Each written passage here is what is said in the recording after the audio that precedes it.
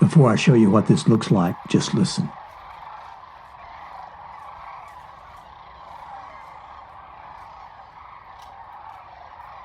Half a million birds, one river, and I had 4 chances to get close.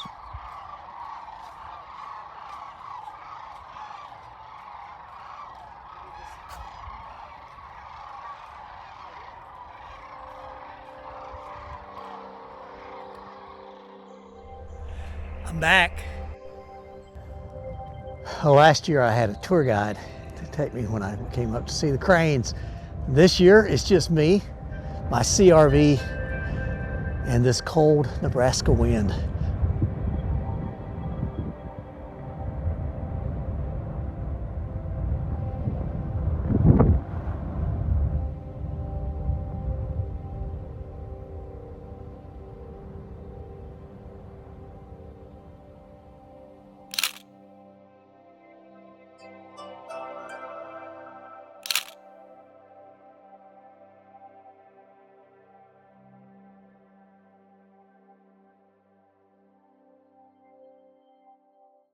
I'm going to get to some of the less exciting part of this adventure, the logistics.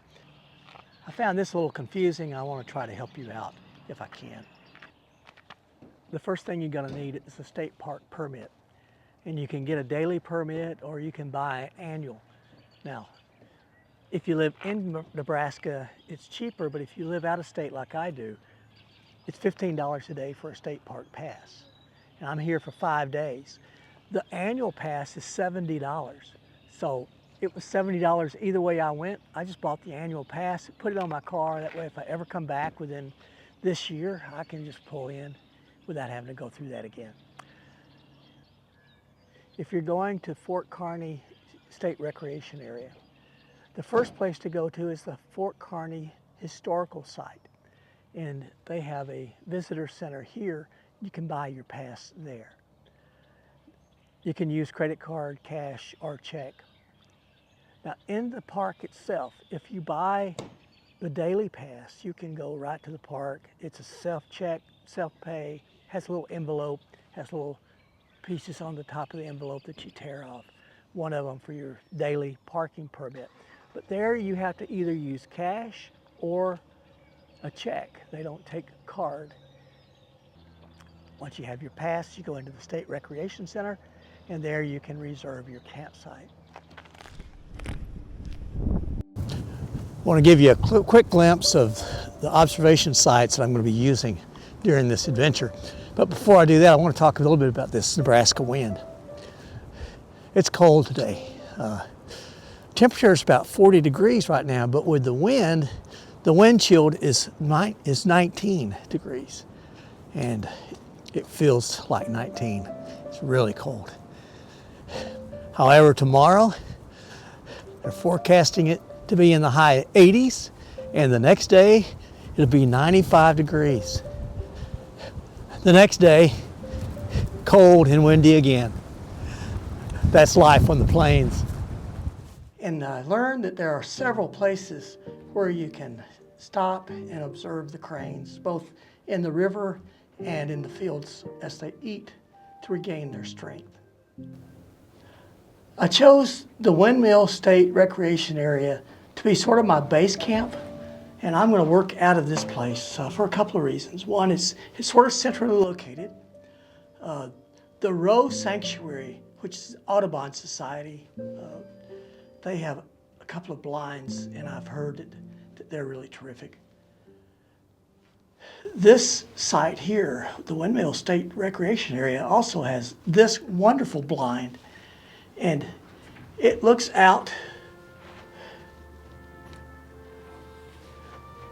at this open field, and I don't know if you can see them, but already there's just a couple of cranes out there.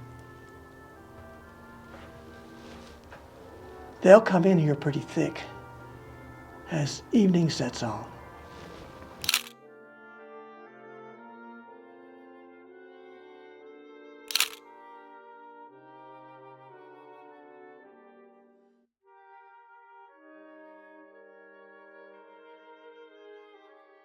I hope I can also get them in the river. And there's a couple of places I plan to try. Here is where we are right now. This is the Windmill State Recreation Area.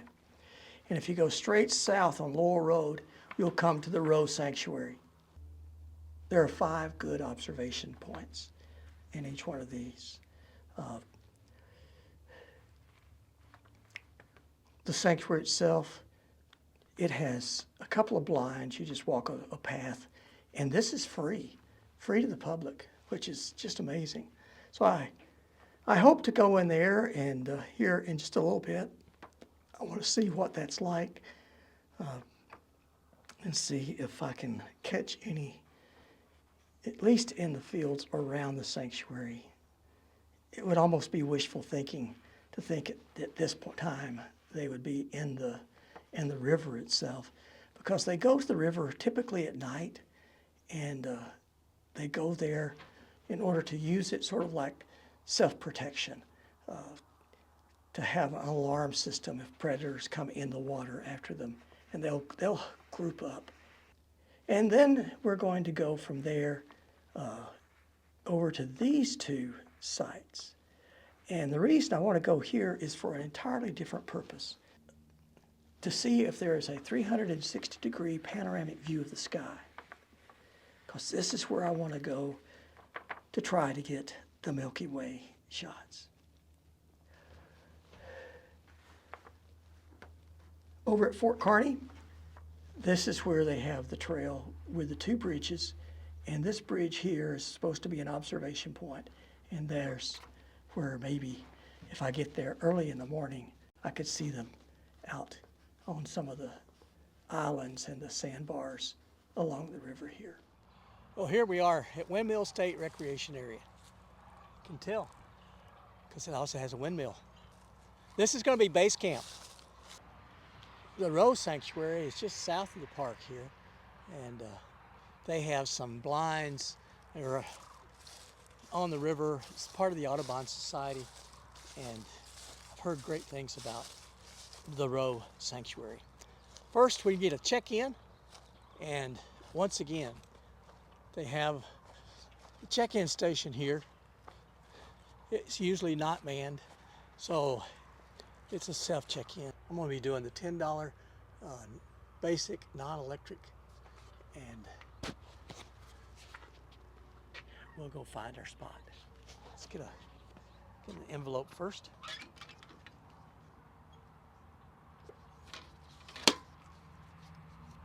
What I do is I take an envelope with me, go find the spot, then fill it out, hang it, clip it to the post there at the campsite where I'll be at, so no one else would take it. And then from there, I'll bring the money back and deposit it here at the check-in.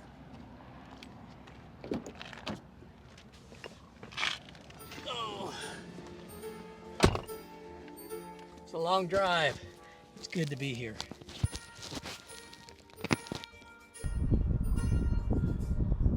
Here's just a bonus reason I chose Windmill State Park.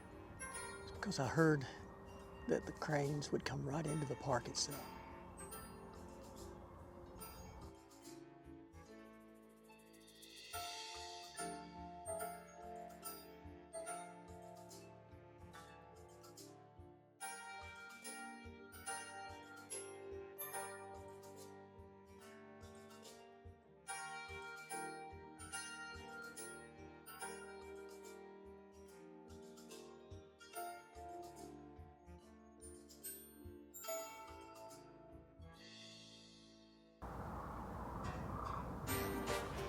While my main goal was to watch the sandhill cranes, it just didn't seem right not to let the more common wildlife have its moment of glory as well.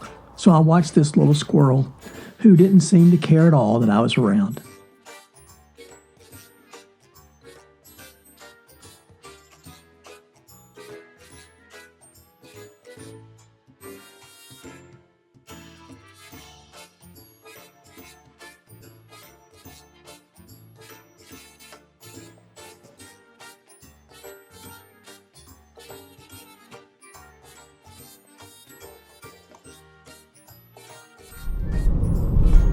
It was a short 5-mile drive down to Rowe Sanctuary. But when I got there, it was pretty crowded. I felt self-conscious to do video recording around them. So I just went to the blind, and it was amazing to see. The cranes had congregated out on the water, and it was in the middle of the day. Some folks said that it was because it had been so hot that they had come into the water to be cool. Weather was crazy during this time. Temperatures swinging from 95 degrees during the daytime to as low as 16 degrees at night. I had a rare opportunity to sit there in the blind and watch the Sandhill cranes as they came in and out of the water.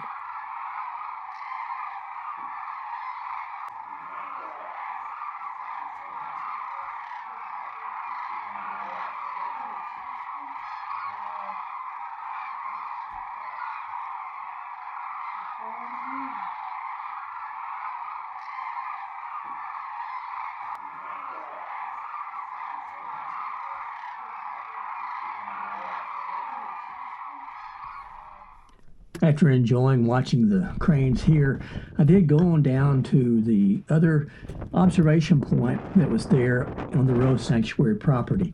And that was really not to observe cranes so much as to scout out where I plan to do this Milky Way panorama tonight.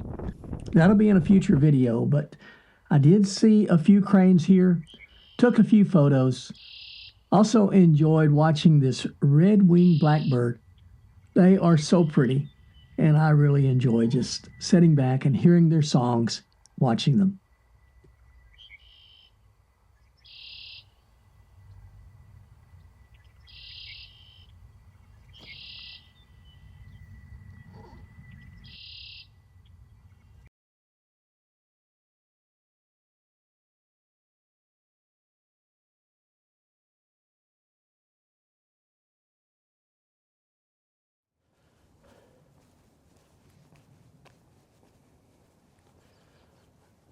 Well, the weather has been pretty extreme on this adventure.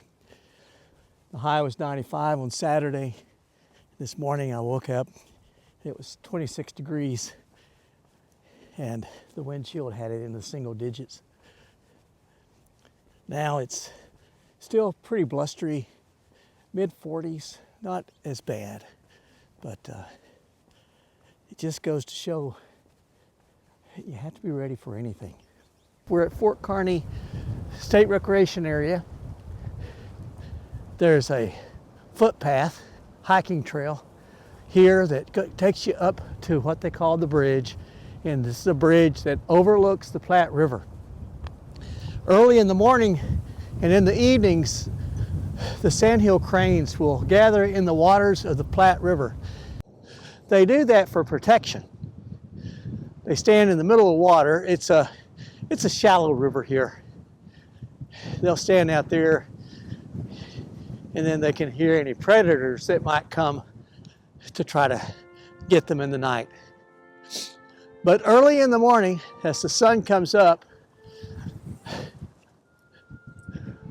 the cranes will rise up and they'll fly out to the area cornfields, and that way they'll gorge themselves. They're trying to stock up for the next leg of the journey, which is Canada, Alaska, some all the way over to Siberia. So I end this trip where I started it, back at Fort Kearney State Recreation Area, watching the cranes coming in for the evening.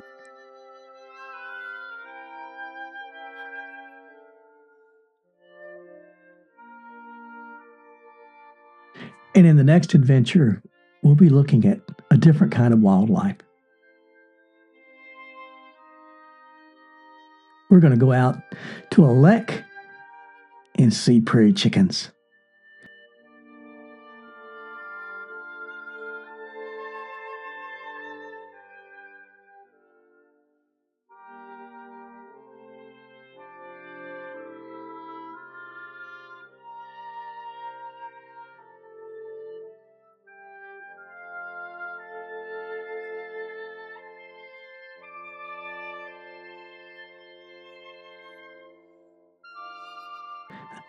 That's the next episode.